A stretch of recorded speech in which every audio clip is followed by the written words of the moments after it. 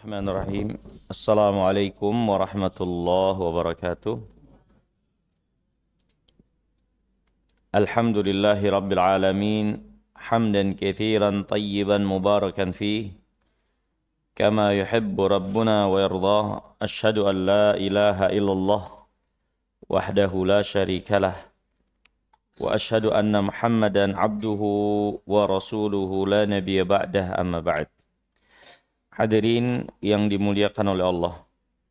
Alhamdulillah, segala puji hanya milik Allah Subhanahu wa taala. Kembali dengan nikmat dan karunia-Nya Allah kumpulkan kita di kesempatan pagi hari yang mulia ini. Semoga Allah Subhanahu wa taala melimpahkan rahmat dan karunia-Nya kepada kita sekalian, dan semoga Allah Subhanahu wa taala mengampuni dosa-dosa kita dan memasukkan kita ke dalam surga-Nya. Hadirin, kita lanjutkan pelajaran kita mempelajari kitab Sahih Sirah Nabawiyah yang ditulis oleh Syekh Saleh bin Thaha Abdul Wahid. Masih dalam pembahasan awal mula dakwah Nabi yang mulia sallallahu alaihi wa alihi wasallam, di mana Nabi yang mulia alaihissalam di awal-awal dakwahnya mendapatkan pertentangan keras dari orang-orang Quraisy. Dan orang-orang Quraisy bukan hanya mempertentangkan, tapi mereka juga berusaha untuk memadamkan, menghalangi manusia untuk ikut terhadap seruan kebenaran yang diseru oleh Nabi kita Muhammad sallallahu alaihi wasallam. Segala upaya dilakukan oleh orang-orang musyrikin untuk membendung dan menjauhi manusia dari seruan tauhid, seruan kebenaran ini. Mereka berupaya dengan upaya-upaya kekerasan. Mereka berupaya juga dengan upaya negosiasi, bahkan rencana dan siasat licik. Semuanya mengalami kegagalan, dan mereka juga di antara yang mereka upayakan adalah menyebar opini dan pernyataan-pernyataan yang menyesatkan, ya, untuk menolak apa yang diserukan oleh Rasulullah sallallahu alaihi wasallam. Di antara opini pernyataan yang menyesatkan dari mereka orang-orang musyrikin adalah mereka menolak adanya kebangkitan setelah kematian. Ya, mereka menolak apa yang menjadi pokok seruan Rasulullah sallallahu alaihi wasallam yang mengingatkan manusia akan hari perjumpaan dengan Allah, dibangkitkan kembali setelah mati menjadi tulang belulang untuk mempertanggungjawabkan apa yang dulu diamalkan waktu di dunia. Ini mereka tolak. Ini mereka mengingkarinya dan menyebarkannya kepada manusia dengan syubhat atau kerancuan. Ya, bahwasannya manusia setelah menjadi tulang belulang nggak akan mungkin disatukan kembali, dihidupkan kembali seperti semula, padahal mereka telah menjadi tulang belulang dan menjadi tanah. Allah berfirman tentang perkataan mereka, "Aidza kunna turaban dzalika rajun ba'id."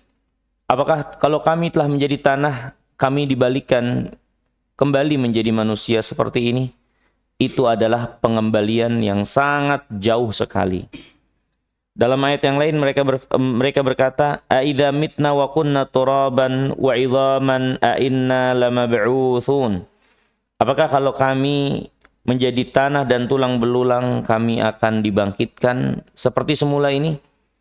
Maka mereka tolak itu dengan menganalogikan tidak mungkinnya manusia kembali menjadi seperti semula setelah berkalang tanah, setelah menjadi tanah.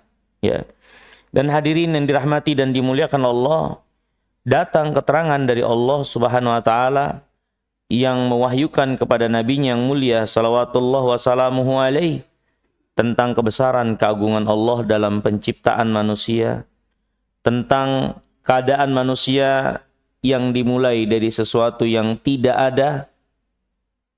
Kemudian tentunya Allah Subhanahu wa taala Maha Kuasa mengadakan kembali setelah mereka tadinya ada. Dulu waktu kita tidak ada, waktu manusia belum bukan apa-apa di dunia ini, Allah menciptakan kita seperti saat ini kita ada. Maka bagaimana mungkin Allah tidak kuasa mengembalikan kita kembali seperti saat ini setelah kita menjadi tulang belulang? Maka tentu itu lebih mudah bagi Allah Subhanahu wa taala. Dulu belum ada contohnya, Allah menciptakan kita menjadi ada.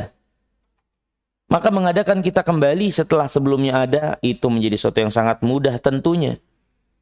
Ya. Maka datang dalam Al-Quran menjelaskan bagaimana kebesaran keagungan Allah dalam menciptakan manusia. Ya, bahwasanya kebangkitan itu suatu perkara yang tidak boleh diragukan. Bahkan Allah bersumpah ya atas nama dirinya, hari kiamat, kebangkitan itu adalah suatu yang nyata dan akan terjadi sebagaimana adanya dikhabarkan dari Allah Subhanahu wa taala. Kemudian hadirin yang dimuliakan Allah, di antara yang mereka permasalahkan dari hal-hal yang kesamaran-kesamaran untuk menyerang Nabi yang mulia alaihi salatu wassalam adalah mereka menyebarkan bahwasannya Muhammad alaihi salatu wassalam ya menyatakan kalau orang-orang yang mulia seperti Nabi Isa menjadi penghuni neraka jahanam. Ya. Mereka menuduh Nabi kita yang mulia alaihi salatu wassalam ya merendahkan dan menyatakan kalau orang-orang yang mulia yang dikenal dengan kemuliaan itu menjadi penghuni neraka jahanam. Ya, karena telah datang keterangan dari Allah Subhanahu wa taala, innakum wa ma ta'buduna min dunillah hasabu jahannam. Kalian dan apa yang kalian sembah selain Allah akan menjadi penghuni neraka jahanam. Maka mereka langsung menyimpulkan, bagaimana dengan Nabi Isa? Bagaimana dengan para malaikat yang kami juga ikut menyembahnya? Berarti Muhammad meyakini malaikat penghuni neraka jahanam. Dituduhlah Nabi kita yang mulia alaihi salatu wassalam dengan tuduhan tidak memuliakan dan menempatkan orang-orang saleh dan hamba-hamba Allah yang mulia sebagaimana adanya. Ya. Maka turun firman Allah Subhanahu wa taala menjelaskan kepada mereka semua bahwasannya yang menjadi penghuni neraka jahanam adalah mereka-mereka yang disembah dalam keadaan minta untuk disembah dan diibadahi atau ridho terhadap peribadatan kepada diri mereka. Jadi yang menjadi penghuni neraka jahanam dari yang disembah selain Allah adalah yang menyerukan, yang meminta untuk dirinya disembah, atau dia ridho terhadap penyembahan terhadap dirinya yang dilakukan oleh manusia. Adapun para malaikat, para nabi yang disembah secara dusta oleh orang-orang musyrikin itu, maka para nabi tidak pernah menyuruh untuk menyembah diri mereka.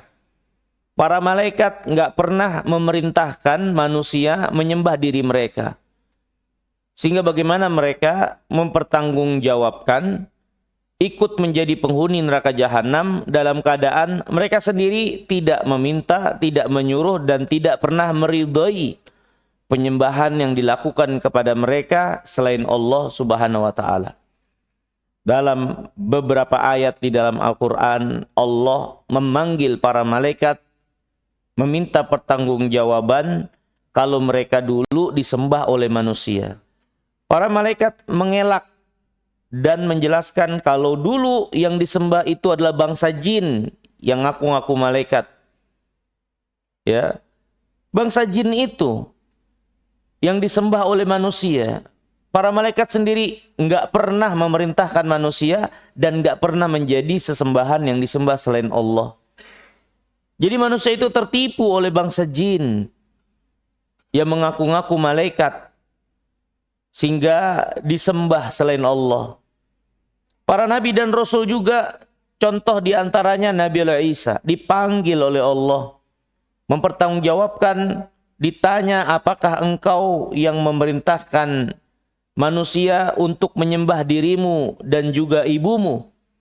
Maka Nabi Isa berlepas diri dan mengatakan, itu semua tidak dia serukan, tidak dia ajarkan. Allah berfirman dalam hal ini di dalam surah Al-Maidah, ya, yang menjelaskan bagaimana Nabi Isa dimintai pertanggungjawaban tentang hal ini, dan Nabi Isa pun berlepas diri, ya, dengan mengatakan, ma yakunu li an aqula ma laisa li bihaqqin in kuntu qultu faqad alimta ta'lamu ma fi nafsi wa la a'lamu ma fi nafsik. Aku enggak punya hak untuk mengatakan, menyuruh apa-apa yang tidak menjadi bagianku. Kalau aku mengatakan dulu di dunia untuk menyembah diriku dan menyembah ibuku, engkau pasti mengetahuinya ya Allah. Engkau maha tahu apa yang ada pada diriku, aku enggak tahu apa yang ada pada dirimu. Engkau maha mengetahui perkara gaib. Tidak boleh Isa berserah kepada Allah. Allah tentunya lebih tahu tentang apa yang terjadi. Dia tidak pernah mengatakan kepada manusia untuk menjadikan dirinya atau ibunya sesembahan untuk disembah selain Allah. Ya. Maka persangkaan orang-orang musyrikin menuduh Nabi kita Muhammad SAW untuk meyakini para nabi dan rasul, untuk meyakini para malaikat menjadi penghuni neraka jahanam, itu semua adalah kebohongan. Dipaksakan. Padahal Rasulullah tidak pernah mengatakan demikian. Padahal justru keterangan sebaliknya di dalam Al-Quran menjelaskan bagaimana hamba-hamba yang didekatkan oleh Allah ini, Allah selamatkan dari perbuatan buruk orang-orang yang menyekutukan Allah dengan mereka. Di mana mereka, para malaikat, nggak pernah meridhoi kalau mereka akhirnya disembah. Di mana para nabi nggak pernah nyuruh dan nggak pernah meridhoi kalau mereka akhirnya diibadahi oleh orang-orang itu. Ya. Kemudian di antara juga yang dipermasalahkan oleh orang musyrikin adalah mereka dapat informasi dari orang-orang Yahudi untuk membantah dan menyerang Nabi kita Muhammad SAW, ya, informasi untuk menjatuhkan Rasulullah, sesuatu yang pastinya beliau tidak tahu. Ya, yang berarti kalau beliau nggak tahu, ini kesempatan untuk menyerang beliau bukan utusan Allah. Ya. Ini hadirin yang dimuliakan Allah. Jadi orang-orang yang berada di dalam kebatilan itu saling tolong menolong, saling support, saling berbagi rahasia, ya, saling berbagi informasi. Orang musyrikin nanya sama Yahudi, di mana Yahudi punya pengetahuan tentang para nabi. Apa yang harus ditanyakan kepada Muhammad untuk menjatuhkan dia? Maka orang Yahudi menyarankan kepada orang musyrikin untuk bertanya kepada Rasulullah diantaranya tentang ruh. Tentang ruh. Di mana pertanyaan ini, jangankan Nabi kita Muhammad SAW, ya, para nabi sebelumnya juga ditanya tentang ini, nggak ada yang bisa jawab. Karena ini adalah perkara yang Allah Subhanahu wa taala simpan ilmunya, di mana hanya Dia yang mengetahui dan tidak Allah beritahukan dan tidak wahyukan bahkan kepada para nabi sekalipun. Maka Allah berfirman, yas'alunaka 'anir ruh, qulir ruh min amri rabbi wa ma utitu minal ilmi illa qalila. Mereka bertanya kepadamu tentang ruh. Jelaskan kepada mereka, ruh urusan Allah. dan kamu tidak diberi ilmu kecuali sedikit. Mereka bermaksud menjatuhkan Rasulullah ketika bertanya tentang ruh yang pastinya Nabi SAW tidak memiliki ilmu tentangnya. Tapi justru jawaban Rasulullah SAW menegaskan beliau sebagai seorang Nabi dan Rasul. Karena beliau memiliki jawaban yang sama dengan jawaban para Nabi dan Rasul sebelumnya. Di mana para Nabi dan Rasul itu nggak bisa menyatakan dan menetapkan sesuatu yang mereka tidak dapat ilmunya dari Allah. Karena mereka hanya menyampaikan yang Allah berikan ilmunya. Kalau Allah tidak berikan, ya mereka nggak tahu. Mereka tidak lain kecuali hanyalah penyampai menyampaikan apa yang Allah perintahkan untuk disampaikan. Kalau nggak ada keterangan dari Allah, mereka bukan orang yang mengada-ngada atau membuat-buat kedustaan atas nama Allah. Justru dengan mereka tidak menjawab, menunjukkan mereka benar utusan Allah, jujur dalam menyampaikan risalah yang tidak akan melampaui batasan dari kewenangan yang Allah berikan. Ya. Justru Nabi yang mulia alaihissalam dengan jawaban beliau menunjukkan benar dia adalah Nabi dan Rasul, sama seperti Nabi dan Rasul sebelumnya berada pada keadaan yang sama sebagai utusan Allah yang tidak akan melewati apa-apa yang bukan menjadi kewenangannya. Dan juga hadirin yang dimuliakan Allah, akhirnya para Nabi dan Rasul tidak mampu menjawab suatu pertanyaan, juga menunjukkan kepada kita sekalian, mereka tidak tahu perkara gaib. Yang tahu perkara gaib adalah Allah. Kalau Allah tidak singkap beritahukan ilmunya, maka nggak ada yang bakal tahu, termasuk para Nabi dan Rasul. Ruh perkara gaib. Ya. Yang maha mengetahui perkara gaib adalah Allah. Dan ini pelajaran buat semuanya. Bagi mereka yang punya keyakinan ada selain Allah yang tahu perkara gaib ini dan itu. Ya, para nabi saja nggak tahu perkara gaib kecuali yang Allah wahyukan. Allah berfirman, "Alimul ghaibi fala yudhiru ala ghaibihi ahadan illa man irtada mir rasulin." Allah yang maha mengetahui perkara gaib. Allah tidak berikan pengetahuan perkara gaib kepada siapapun juga kecuali Rasul yang Allah ridhai. Dan itu pun gak semua Allah beritahukan. Ada perkara-perkara gaib yang Allah simpan perbendaharaan ilmu di sisinya. Seperti tentang kapan hari kiamat. Seperti tentang takdir. Seperti tentang ruh. Ini hadirin yang dimuliakan oleh Allah. Ya. Dan juga keterbatasan dan ketidaktahuan manusia tentang ruh. Ini juga menunjukkan kepada kita sekalian pelajaran besar. Kalau tentang perkara gaib, itu seorang gak mungkin, gak boleh untuk menetapkan dan meyakini begini begitunya, kecuali ada keterangan dari Allah, terutama terkait dengan Allah. Allah gaib. Ruh gaib. Maka untuk perkara gaib nggak boleh kita tentukan dan yakini kecuali ada keterangan dari Allah tentang bangsa jin, tentang malaikat. Karena logikanya perkara gaib yang ada dalam diri kita nempel pada diri kita, yang kalau ini dicabut roh itu kita mati. Gaib, tapi dalam diri kita nggak tahu dan nggak bisa mendefinisikannya. Bagaimananya. Itu pada diri kita. Gimana kita menetapkan meyakini suatu gaib yang di luar diri kita? Apalagi tentang Allah. Kita mengatakan Allah begini, Allah begitu, Allah seperti ini, seperti itu. Tanpa ilmu, tanpa keterangan dari Allah. untuk kita yakini dan simpulkan menurut logika dan akal kita, pasti bakalan salah.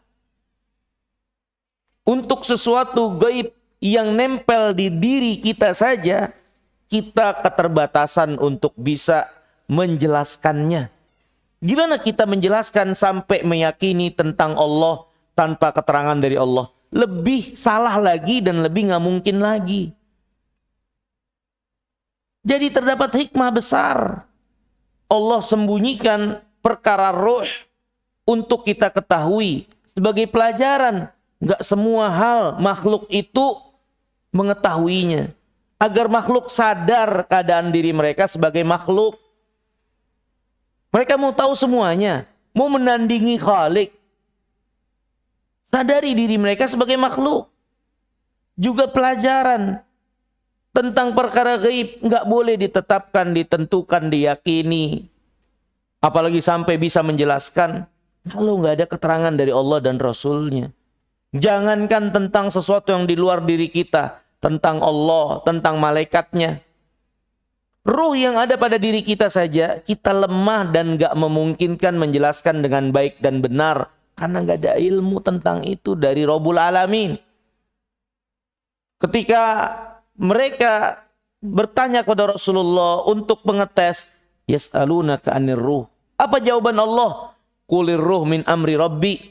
Ruh urusan Allah. Udah. Gak ada kepentingan kalian untuk mengetahuinya. Dan Allah tidak berikan ilmu kalian tentangnya. Dan itu dengan hikmah yang sangat besar dari Allah buat kalian. Pelajaran dalam keimanan tentang gaib. Pelajaran kehambaan seorang hamba untuk menyadari kekurangan dirinya. Ya. Ini hadirin yang dimuliakan oleh Allah. Tapi itu ya akhirnya dipergunakan oleh orang-orang musyrikin untuk menyerang Nabi yang mulia SAW. Ya, bahwasanya beliau pasti nggak bisa jawab itu.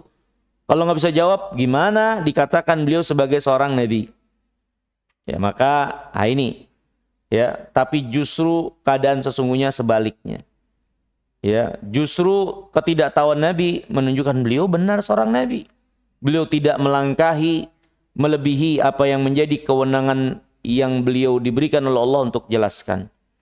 Kemudian di antara ini dipermasalahkan juga oleh orang-orang musyrikin adalah tentang Al-Quranul Karim. Mereka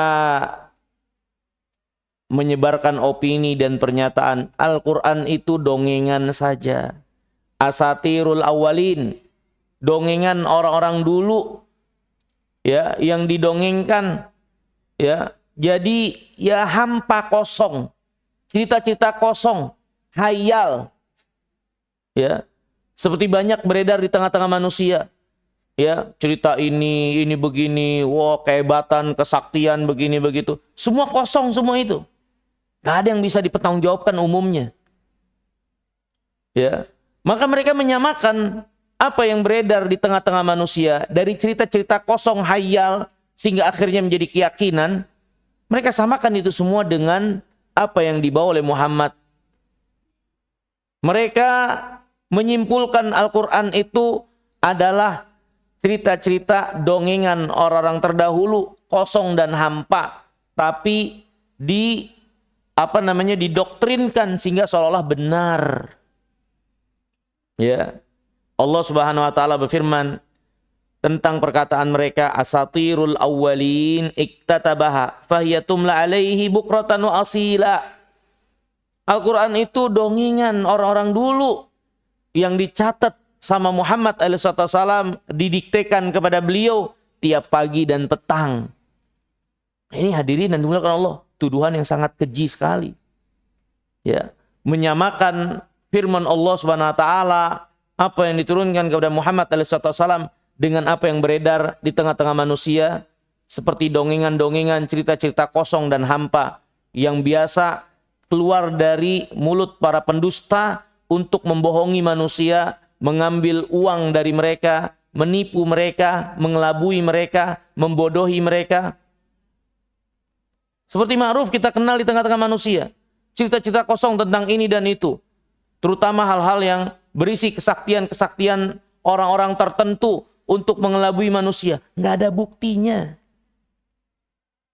Nggak ada dasar untuk dibenarkan hal tersebut, tapi semata-mata doktrinan sehingga orang-orang percaya begitu saja.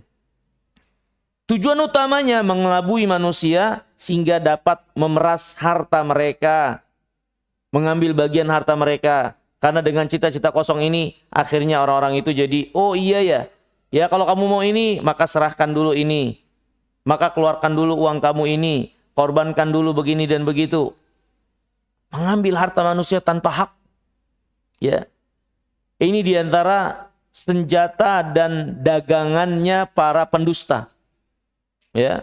Membuat cerita-cerita kosong. Tanpa dasar. Tanpa kebenaran yang bisa bisa dipertanggungjawabkan. Enggak ada yang bisa dipertanggungjawabkan. Cita-cita kosong. Ya, mendoktrin manusia untuk meyakini ini dan itu, akhirnya manusia dibodohi, ya, diperalat, diperas hartanya, dicuci otaknya, didoktrin dan seterusnya. Ya, ini hadirin yang dimuliakan Allah. Ya, Al-Quran disangka demikian, ya, oleh orang-orang musyrikin. Ya, maka Allah Subhanahu Wa Taala bantah kepada mereka, turunkan firman-Nya kepada Nabi yang mulia SAW, menjelaskan itu orang-orang yang mereka tuduh ngajarin Muhammad SAW cerita dan dongengan-dongengan itu adalah orang-orang yang berbahasa bukan bahasa Arab. Orang-orang yang dituduh ngajarin Muhammad itu ahlul kitab. Menurut mereka itu nggak ngerti bahasa Arab, bahasanya bahasa ajam. Muhammad SAW datang kepada mereka orang musyrikin dengan bahasa yang mereka pahami dengan jelas dan baik, bahasa Arab yang tegas, yang lugas, yang dalam, yang mereka sendiri itu terheran-heran dengan susunan dan ketinggian bahasa yang disampaikan oleh Muhammad SAW. Yang mereka tuduhkan ngajarin Muhammad bahasanya ajam, sedangkan yang dibawa oleh Muhammad bahasanya yang tinggi. Gimana orang ajam bisa membawakan bahasa seperti itu? Orang Arabnya sendiri yang lahir dengan bahasa Arab nggak bisa untuk mendatangkan seperti yang disebutkan oleh Muhammad, wahyu dari Allah. Karena wahyu itu firman Khalik. Makhluk nggak akan pernah bisa menandingi dan menyamai Khalik dalam apapun yang menjadi kekhususan Khalik. Di antaranya adalah firman, perkataan. Gimana kita mempersamakan perkataan manusia dengan perkataan pencipta Allah Subhanahu Wa Taala? Akan jauh berbeda. Makanya Allah tantang setiap yang mengatakan Al-Quran itu adalah rekayasa Muhammad, buatan dan susunan retorika Muhammad. Kalau memang kalian menyatakan demikian, Muhammad manusia sama seperti kalian, silakan kalian buat seperti yang dibuat oleh Muhammad. Jangan sendirian, ajak teman-teman kalian, manusia yang lainnya, ajak bangsa jin sekalian ngumpul semua. Buat satu surat saja seperti yang disampaikan oleh Muhammad. Kalau kalian nggak bisa dan nggak akan mungkin bisa karena kalian makhluk, sedangkan yang disampaikan oleh Muhammad itu adalah perkataan firman pencipta Khalik. Makhluk ngumpul semua nggak akan pernah bisa menandingi Khalik bagaimanapun juga. Makanya Allah tantang. Orang musyrikin Arab pandai dan mendalam tentang bahasa Arab. Mereka sendiri nggak mampu untuk membuat satu surat seperti yang disampaikan oleh Muhammad. Karena itu firman Khalik. Gimana mereka tuduh Muhammad belajar dari orang-orang Ajami, orang-orang ajam tidak berbahasa Arab. Muhammad itu didiktekan, kemudian Muhammad yang membuat retorikanya dan seterusnya. Allah Subhanahu wa taala berfirman, "Walaqad na'lamu annahum yaqulun innama yu'allimuhu bashar lisanul ladzi yulhiduna ilaihi a'jami wa hadza lisanun arabiyyun mubin." Sungguh kami telah mengetahui, mereka berkata sesungguhnya Muhammad itu diajarin oleh manusia. Kemudian kata Allah, lisan orang yang dituduhkan mengajar Muhammad itu ajami. Sedangkan yang dibawa oleh Muhammad datang dengan bahasa Arab yang jelas. Bahasa Arab yang jelas, bahasa Arab bahkan mereka sendiri memiliki atau mengakui kelemahan, nggak bisa membawakan, mendatangkan seperti yang disampaikan oleh Muhammad. Karena nggak akan mungkin bisa juga. Karena yang dibawakan oleh Muhammad itu firman Allah. Makhluk nggak akan bisa mengadakan sesuatu seperti Allah Subhanahu wa taala. Ya. Ini hadirin yang dimuliakan Allah, dan beberapa ayat yang lain juga menjelaskan tentang hal itu, ya, apa yang tuduhkan oleh orang-orang kafirin. Kemudian di antara yang tuduhkan juga serangan untuk memadamkan, ya, kebenaran yang dibawa oleh Rasulullah SAW. Mereka orang musyrikin mempermasalahkan Al-Quran kok turun secara berangsur-angsur. Kenapa Quran turun berangsur-angsur, nggak sekaligus? Kalau Quran itu benar, mau mereka tuh sekaligus, nggak berangsur-angsur. Nah, menurut mereka gitu. Tapi hadirin yang dimuliakan Allah, sejatinya pola pikir mereka itu sudah keluar dari konteks. Sudah keluar dari inti maksud pembicaraan. Mereka cuma lari dari permasalahan. Karena apa hubungannya antara keimanan mereka untuk mengimani Al-Quran dengan masalah Quran itu turun berangsur-angsur atau sekaligus? Kalau mereka mengimani Al-Quran itu wahyu dari Allah, kebenaran, mau sekaligus, mau berangsur-angsur, harusnya tidak ada bedanya. Toh itu yang terpenting adalah kebenaran. Mau berangsur-angsur, mau sekaligus, yang terpenting itu kebenaran, mereka imani. Ketika mereka mempermasalahkan Quran berangsur-angsur turunnya, terus mereka nggak mau imani, memangnya kalau nanti turun sekaligus mereka mengimani juga, esensinya di mana? Jadi mereka hanyalah lari dari permasalahan. Ya, lari dari inti yang ada pada mereka dari kejelekan. Cuman cari-cari alasan saja. Ya. Allah berfirman tentang mereka. Wa qala alladziina kafaru laula nuzzila alaihi Qur'anu jumlatan wahidatan. Berkata orang-orang kafirin, ya. Kenapa tidak diturunkan kepada Muhammad Al-Quran itu secara sekaligus? Quran kan turun kepada Nabi kita Muhammad SAW berangsur-angsur. Tidak sekaligus. Yang turun sekaligus dijelaskan oleh Ibnu Abbas, itu adalah Al-Quran dari Lahul Mahfuz ke langit dunia. Ya, kemudian setelah itu turun kepada Nabi kita Muhammad SAW berangsur-angsur. Menurut apa yang menjadi keadaan-keadaan, permasalahan-permasalahan yang beliau hadapi terutama. Dan itu terdapat hikmah yang sangat besar. Dengan berangsur-angsurnya Al-Quran diturunkan kepada Nabi kita yang mulia alaihissalam. Di antaranya adalah untuk lebih mengokohkan, menguatkan, ya, dan terus menyegarkan keimanan Nabi kita yang mulia SAW dan orang-orang beriman. Makanya kata Allah, wa qala alladziina kafaru laula nuzzila alaihi al-Qur'anu jumlatan wahidah kadzalika linutsabbita bihi fuadak.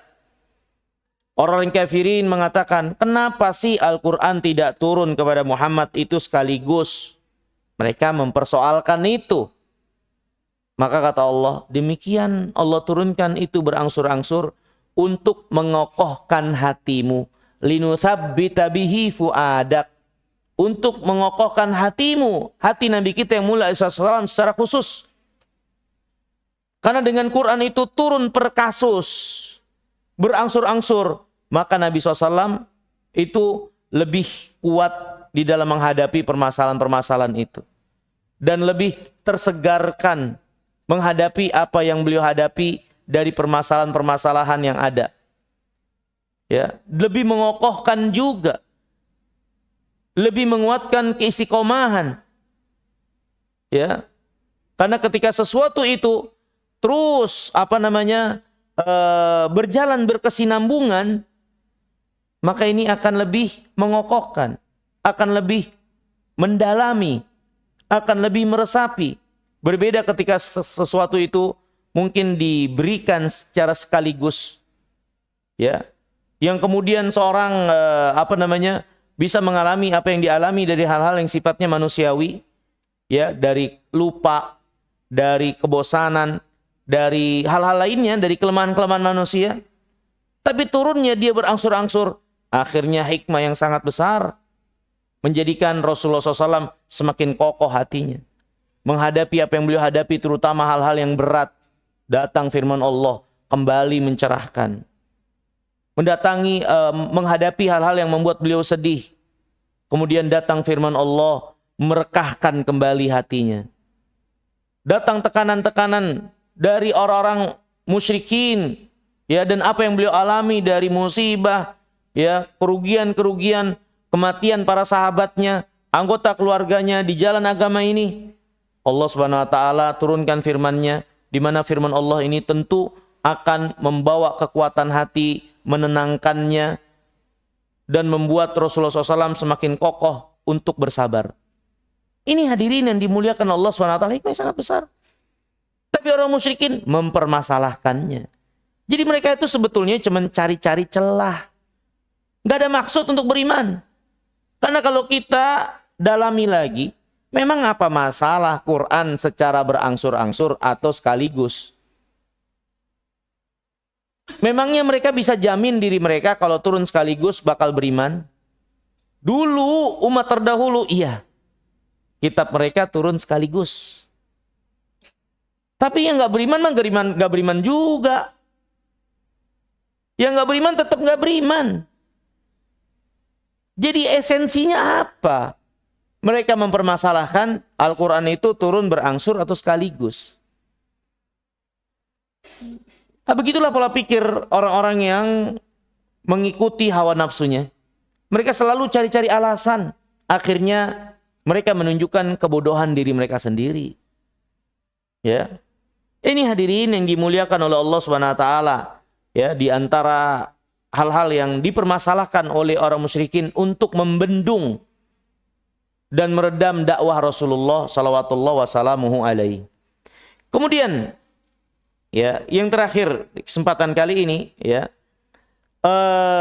di antara yang dipermasalahkan oleh mereka orang musyrikin adalah mereka mempermasalahkan, kok pengikut Muhammad alaihissalam kebanyakan orang-orang miskin, orang-orang lemah, orang-orang susah.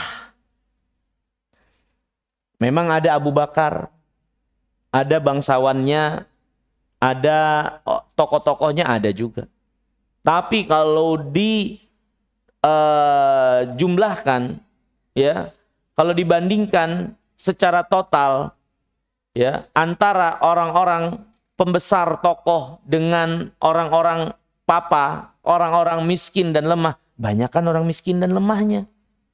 Terutama di awal-awal dakwah yang beriman, Bilal, Suhaib Ar-Rumi, Mikdad bin Aswad, ya, kemudian Salman Al-Farisi, kemudian keluarga Yasir, ya, keluarga Yasir. Itu semua orang-orang enggak dipandang oleh para tokoh bangsawan-bangsawan Quraisy ketika itu. Enggak ada itu punya tempat. Itu orang lemah semua, budak atau orang-orang perantauan. Ya, orang rantau yang enggak punya suku dan nasab di kota Mekah. Pokoknya orang-orang marginal, orang-orang yang tidak dipandang sebelah mata. Ya, jangankan dua mata, sebelah mata aja kagak. Orang lemah, makanya gampang diintimidasi, disiksa, dibully. Ya. Nah, kita sudah lewati bagaimana siksaan-siksaan yang didapati oleh para sahabat, umumnya orang lemah. Abdullah bin Mas'ud, ya, seorang yang betisnya kecil, dibully habis. Disiksa seperti Bilal, Ammar bin Yasir, keluarganya. Sampai ibunya itu pada kemaluannya ditusuk oleh orang musyrikin sampai mati. Para sahabat gak bisa apa-apa umumnya. Itu di kota Mekah. Jadi mereka mempermasalahkan. Kita ini, mereka punya pandangan, Ya, pandangan orang-orang musyrikin, dan ini umumnya pandangan orang kafirin, pandangan hidup mereka tentang dunia. Mereka itu memandang ya bahwasanya dunia pencapaiannya adalah tolak ukur seorang itu mulia atau hina. Pandangan manusia, khususnya orang kafirin, mereka punya pandangan tentang dunia. Orang yang mencapai dunia itulah orang-orang yang hebat. Orang-orang yang mulia. Orang yang nasabnya tinggi, bangsawan, punya harta yang banyak, banyak anak, rumah yang megah, jabatan kedudukan. Itulah orang yang mulia di sisi Allah. Menurut pandangan orang-orang kafir umumnya gitu. Yang tidak mendapat pencapaian dunia itu berarti hina di sisi Allah. Makanya dengan pandangan rusak begini, mereka mempermasalahkan Rasulullah SAW. Kok yang banyak pengikutnya orang miskin? Kalau memang Muhammad benar, kita duluan yang beriman karena kita orang mulia. Tapi kenapa orang miskin ini yang beriman? Berarti kan Muhammad gak benar. Allah muliakan kami dengan dunia. Kalau memang Muhammad benar, kami yang duluan beriman. Ya. Ini hadirin yang dirahmati dan dimuliakan Allah. Adalah suatu kerancuan dalam berpikir, kerancuan dalam sudut pandang memandang tentang dunia yang ada pada orang-orang kafirin. Allah telah terangkan dalam Al-Quran, dunia itu baik buruknya semua ujian. Bukan menunjukkan Allah muliakan atau hinakan seseorang. Seorang yang sakit, bukan berarti Allah hinakan dia. Sebagaimana orang yang sehat, bukan berarti Allah muliakan dia. Orang yang kaya, bukan berarti dia punya kemuliaan tersendiri di sisi Allah. Sebagaimana orang miskin berarti adalah orang hina di sisi Allah. Enggak. Al-Quran datang menjelaskan hakikat dunia semuanya ujian. Susah senangnya, kaya miskinnya, lapang sempitnya. Allah berfirman, wa nabluukum bisyarri wal khairi fitnah. Kami jadikan kebaikan dan keburukan sebagai ujian buat kalian. Semuanya ujian. Ya. Jadi bukan tolak ukur. Kalau orang kaya, wah berarti ini orang mulia. Kalau orang miskin, ini berarti orang hina. Hadirin yang dimuliakan Allah, para nabi dan rasul orang yang paling mulia di sisi Allah. Lihat kebanyakan kehidupan mereka gimana. Nabi Ayub diuji dengan sakitnya. Nabi Allah Yusuf, bagaimana dia berjibaku dengan kehidupan. Dari satu tahapan ke tahapan yang lainnya dengan kesusahan. Dilemparin ke dalam sumur. Diperjualbelikan layaknya budak. Difitnah sebagai seorang pezina. Dipenjara dalam waktu yang lama. Berjibaku dengan kesulitan. Bapaknya sendiri buta karena sedih kehilangan anaknya. Umumnya para nabi dan rasul pengembala kambing. Kita mau bilang mereka orang-orang yang hina dengan sedikitnya pencapaian dunia mereka seperti itu? Maka hadirin yang dimuliakan Allah, sudut pandang yang keliru dan salah. Kalau dunia itu sebagai tolak ukur sebagai orang yang mulia di sisi Allah. Maka orang-orang yang nggak dapat dunia nggak usah sedih, nggak usah kecil hati. Ya, nggak usah sedih, nggak usah kecil hati. Ya, tinggal disikapi aja dengan baik, penuh dengan kesabaran. Ada ganti di yaumul qiyamah, kalaupun kita nggak dapat di dunia ini. Karena Allah tidak akan menyia-nyiakan hamba-hambanya yang bersabar akan apa yang Allah uji dia di sini. Karena ini adalah tempat ujian. Justru datang keterangan sebaliknya. Bahwasanya potensi besar kebaikan ada pada orang-orang yang justru tidak Allah berikan dunia. Justru potensi besar kebaikan ada pada orang-orang yang umumnya tidak Allah berikan dunia. Nabi yang mulia alaihi wasallam bersabda, "Idza aradallahu bi 'abdihi khairan hamahu minad dunya kama yahmi ahadukum saqimahu minal ma'." Kalau Allah menginginkan kebaikan bagi hambanya, Allah jaga dia dari dunia seperti salah seorang di antara kalian menjaga orang yang demam untuk tidak terkena air. Kita orang demam kan, ada nggak kita kasih air, kita cemplungin, dia tambah sakit bisa-bisa dia. Apalagi demamnya kedinginan dia, meriang. Kan jangan pakai air dulu. Kita kan begitu. Nah kalau Allah ingin kebaikan buat hambanya, Allah jaga dia dari dunia seperti kalian menjaga orang meriang dari kalian dari air. Nabi yang mulia SAW bersabda, "Idza aradallahu bi 'abdihi khairan yusib min." Kalau Allah menginginkan kebaikan buat hambanya, Allah uji dia, timpakan musibah kepadanya. Jadi hadirin, jadi keadaan-keadaan yang umumnya dipandang manusia sebagai suatu yang jelek, justru di sana menurut syariat potensi besar orang itu Allah muliakan. Bukan sebaliknya. Bukan sebaliknya. Ya, kita saksikan yang Allah ceritakan dalam Al-Quran. Umumnya yang Allah binasakan adalah orang-orang yang sampai pada pencapaian dunia. Fir'aun dengan kekuasaannya. Qarun dengan kekayaannya. Kaum Ad, kaum Tsamud dengan teknologinya. Kemegahan mereka dalam bangunan. Dalam perabot-perabot rumah tangga dan kehidupan dunia. Mati semua, binasa semua, lenyap semua. Justru sunnatullah, Allah perlihatkan kepada kita sekalian, orang-orang yang binasa, Allah timpakan kepada mereka azab di dunia sebelum akhirat, adalah orang-orang yang berada pada puncak pencapaian dunia. Jadi sudut pandang yang salah, dan ini sudut pandang orang kafirin, dan kita diarahkan kayak gitu dalam hidup. Untuk lupa akhirat, lupa mati, dan tenggelam serta cinta dunia. Padahal agama telah datang mengajarkan kepada kita sekalian, keadaan seorang yang mungkin dijauhkan dari dunia, justru potensi orang itu berada dalam kebaikan. Bukan berarti kita disuruh jadi susah. Bukan berarti kita suruh jadi miskin. Tapi kalau itu apa yang Allah Subhanahu wa taala tetapkan menjadi keadaan kita, kita berusaha seperti yang Allah perintahkan. Tapi keadaannya gitu-gitu saja, ya sudah.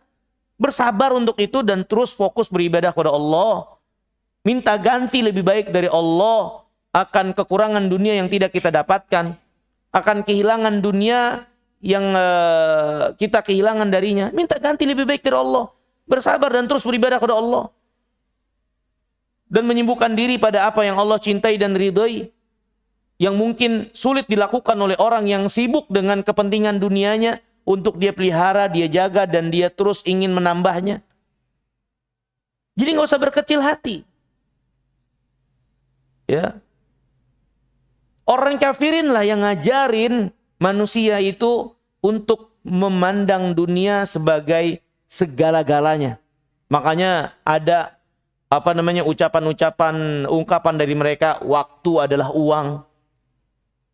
Itu semua adalah pola pikir materialisme yang akan memalingkan seorang dari kebaikan keagamaannya, menghambakan diri kepada Allah dalam menjalani hidup. Orang kafirin dari dulu, termasuk orang musyrikin yang dihadapi oleh Nabi SAW. Merasa, ya kami kan para tokoh, kami yang sudah mencapai pencapaian dunia ini, orang kaya, bangsawan. Kalau Muhammad benar, harusnya yang beriman kami duluan. Kenapa orang-orang miskin ini yang banyak beriman?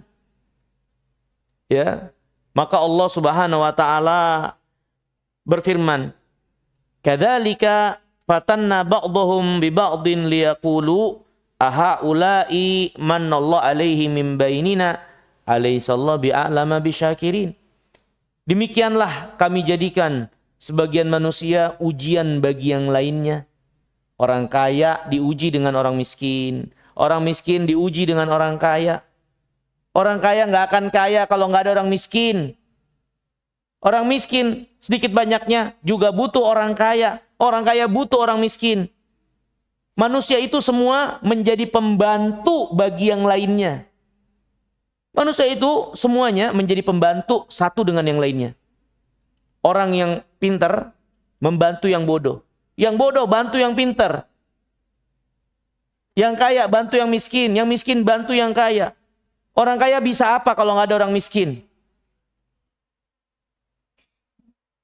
Dia parkirin mobil sendirinya aja nggak bisa kadang-kadang. Bangun rumahnya siapa kalau bukan dari orang miskin? Ya orang miskin juga dibantu sama orang kaya. Jadi orang kaya nggak usah merasa mereka lebih tinggi dari orang miskin. Kalau nggak ada orang miskin mereka bisa apa coba? Manusia itu pembantu bagi satu dengan yang lainnya. Nggak lewat dari itu. Jadi nggak ada yang bisa untuk disombongin. Mau sekaya apa coba? Emang bisa hidup tanpa orang miskin? Ya. Demikianlah kami jadikan masing-masing kalian ujian satu dengan yang lainnya. Laki-laki perlu perempuan, perempuan perlu laki-laki. Kita tuh saling membutuhkan. Gak ada yang bisa tegak berdiri sendiri, gak ada. Ya. Nah, kemudian kata Allah, liyaqulu, akhirnya orang-orang yang diuji dengan keadaan ini, mereka mengatakan, ahaula'i manallahu alaihi min bainina. Inikah orang-orang miskin ini yang Allah lebihkan atas kami? Sehingga mereka beriman, kami enggak. Padahal kami sudah berada pada pencapaian dunia ini. Allah tegaskan kepada mereka. Alaihissallahu bi'a'lama bisyakirin. Allah yang lebih tahu siapa yang benar-benar bisa bersyukur. Allah kasih orang miskin itu keimanan. Anugerah, mudahkan keimanan yang tidak Allah berikan kepada mereka. Allah tahu siapa yang benar-benar bersyukur. Orang kaya umumnya mereka melampaui batas. Karena merasa memiliki, punya kemampuan, kepintaran. Lupa sama Allah. Menyandarkan itu semua pada kepintarannya, kebisaannya, prestasinya. Sehingga lupa kepada Rabbul Alamin. Contoh, Qarun dalam hal ini. Yang mengatakan tentang pencapaian dunianya. Innama utituhu ala ilmin indi. Saya dapat ini, ya karena ilmu yang saya punya. Lupa diri dia. Memangnya ilmu yang dia punya dari siapa kalau bukan dari Allah? Terus apa alasan dia lupakan Allah dan hanya ingat dirinya, kemampuannya? Begitulah memang. Orang kaya, orang-orang yang diberi dunia, biasanya dia lupa diri dan gak bersyukur sama Allah. Orang miskin karena mereka berada dalam keadaan serba berkebutuhan, tahu penuh dengan kesusahan-kesusahan, selalu berada dalam keadaan butuh pertolongan. Mereka cari, hati mereka menuju Rabbul Alamin yang mereka yakini di dalam hati nurani mereka pasti pengenalan kepada Rabbnya yang akan menolong mereka, membantu mereka, mengasihi mereka dengan apa yang ada pada mereka dari kesusahan. Mereka berlepas diri dari apa yang menjadi kemampuan mereka. Sehingga mereka lebih mudah dan berpeluang besar bersyukur daripada orang kaya. Makanya Allah jadikan orang miskin, Allah utamakan, mudahkan untuk iman, tidak seperti apa yang ada pada orang kaya, para pembesar dan para bangsawan-bangsawan itu. Alaihissallahu bi'a'lama bisyakirin. Bukankah Allah lebih tahu siapa yang benar-benar bersyukur ketika Allah berikan nikmat? Dan nikmat yang paling besar adalah nikmat iman ini. Lihat hadirin, akhirnya orang miskin ini, lihat bagaimana mereka itu militansinya terhadap iman.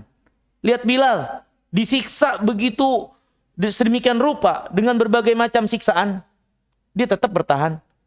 Orang kaya belum tentu bisa tuh. Ya.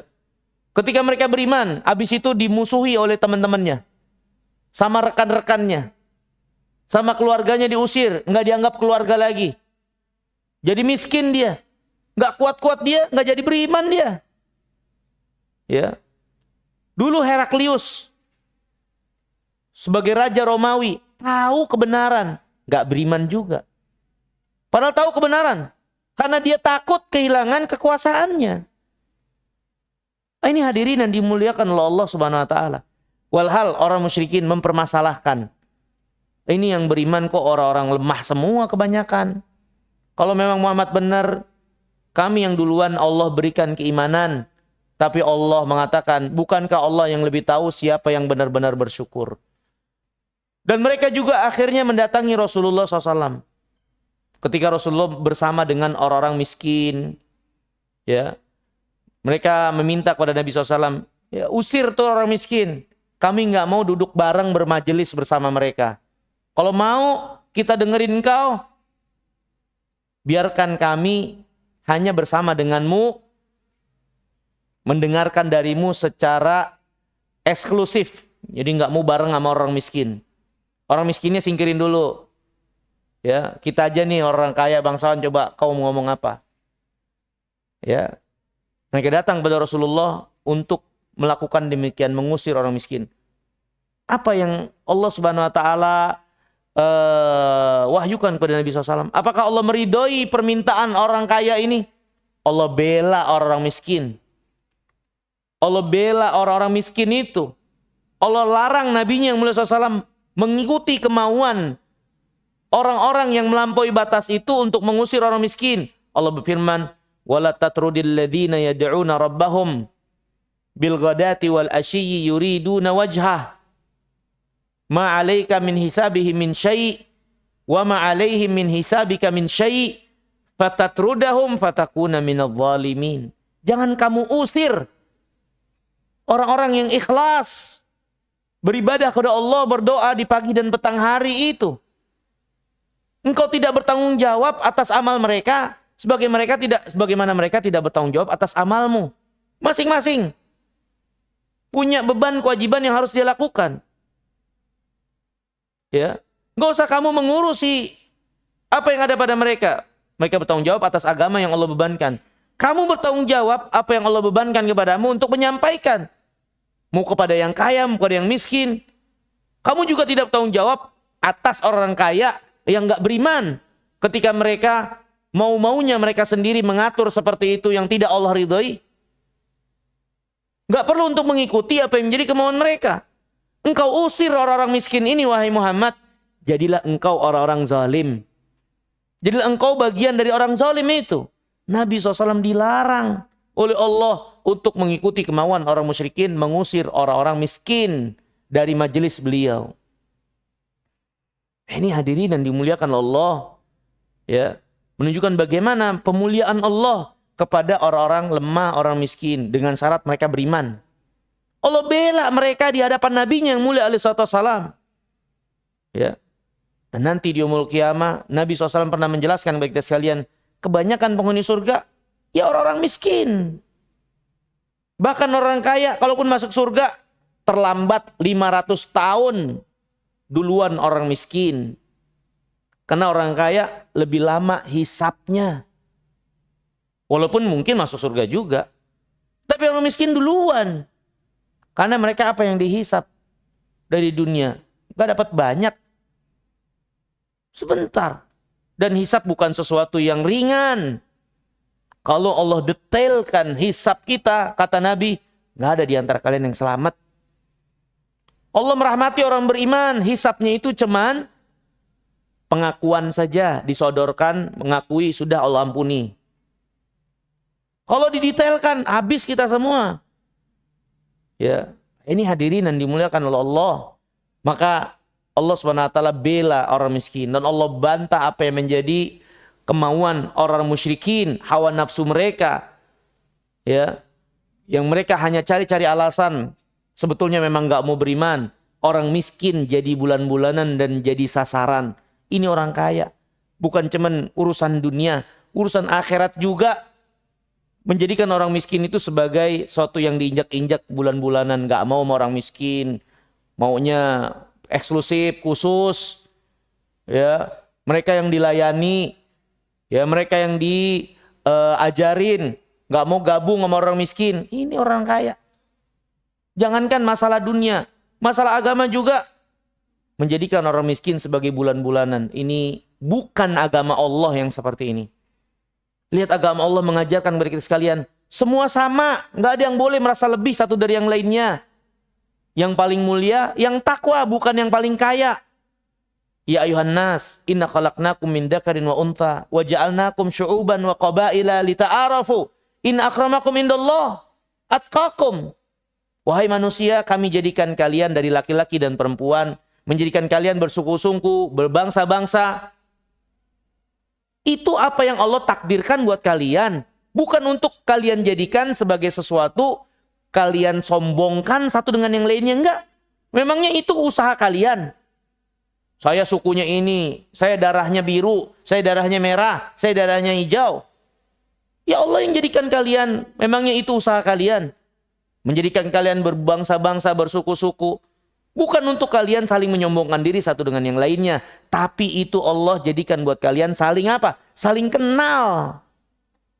Dan Allah tegaskan, yang paling mulia di antara kalian yang paling takwa. Ya. Bukan yang paling mancung. Yang paling takwa. Jadi nggak ada hak seorang meninggikan, saya nasab saya tinggi. Saya lebih mulia nasabnya. Memangnya lu usahain nasab lu itu? Apa amal yang dia lakukan sehingga dia nasabnya jadi kayak gitu? Nggak ada. Jadi gimana seorang membanggakan sesuatu yang bukan menjadi usahanya? Dan Allah tidak pernah menjadikan nasab itu sebagai sesuatu untuk dibanggakan oleh seseorang, merendahkan yang lainnya apalagi. Tolak ukur orang mulia sisi Allah, takwa. Ini firman Allah, menjadikan manusia semua sepantar. Yang mulia yang takwa. Lihat Allah ajarin kita syariat-syariat yang menunjukkan betapa kita itu harus saling bahu-membahu, bersatu dalam kebaikan. Tolak ukurnya bukan kaya atau miskin. Lihat Allah syariatkan sholat berjamaah. Ya, kaya datang terlambat, imam sudah salam, emang boleh langsung di depan. Di belakang tetap. Itu nilai yang diajarkan oleh agama kita. Belum lagi nilai yang lainnya banyak. Jadi dunia bukan tolak ukur orang itu menjadi mulia di sisi Allah. Sebagaimana orang yang tidak dapat dunia bukan tolak ukur berarti dia hina di sisi Allah. Dapat atau tidaknya dunia itu adalah warna-warni kehidupan, ujian kehidupan. Justru potensi besar kebaikan ada pada orang-orang yang lemah karena mereka lebih ikhlas, ya, lebih tidak memiliki kesibukan untuk mendekatkan diri kepada Allah, ya, lebih hati mereka itu lembut dalam mendekat kepada Allah. Yang tidak ada mungkin pada orang yang kaya, yang keras hatinya karena dunia, yang merasa pencapaiannya membuat dia jadi sombong dan meninggi di hadapan hamba Allah yang lainnya. Justru potensi kebaikan besar bagi orang-orang yang berada dalam keadaan yang lemah. Walaupun ini bukan berarti kita merendahkan orang kaya, enggak. Ya, tapi tolak ukur dunia sebagai kemuliaan kehinaan itu yang sangat salah. Ya. Ini mungkin hadirin yang dirahmati dan dimuliakan oleh Allah Subhanahu wa taala yang bisa kita pelajari di kesempatan kita pagi hari yang mulia ini. Ya, terima kasih banyak atas kesempatannya. Semoga yang sedikit ini bermanfaat. Kurang lebihnya saya mohon maaf. Subhanakallahumma bihamdika asyhadu an la ilaha illa anta astaghfiruka wa atubu ilaik. Assalamualaikum warahmatullahi wabarakatuh.